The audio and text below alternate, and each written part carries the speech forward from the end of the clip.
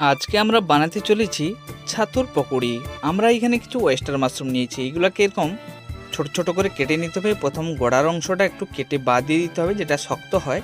তারপরে ছোট ছোট পিস করে কেটে নিয়ে জলে পরিষ্কার করে এটাকে ধুয়ে চিপড়িয়ে জলটাকে বার করে দিতে হবে।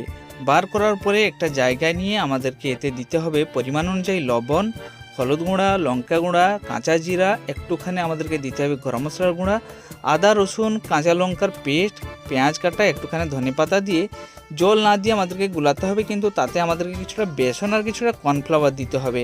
গোলানোর সময় একটুও জল দেওয়া হবে না। এবার দেখুন গুলানো হয়ে গেছে। কড়াই আমাদেরকে এগুলাকে ছেঁকে নিতে হবে। মিডিয়াম আছে ধীরে ধীরে একটু সময় দিয়ে ছাঁকতে হবে। যখন এটা একটু হলুদ লাল কালার হয়ে আসবে, মানে গোল্ডেন লাল কালার হয়ে আসবে, এটাকে ছেঁকে নিতে হবে। ছেঁকে নেওয়ার পর একটু টমেটো সস দিয়ে যদি আমরা এটাকে খাই, খুব সুন্দর লাগে। দেখুন একদম মুচমুচে হয়েছে। গরম গরম খেলে দারুণ লাগে।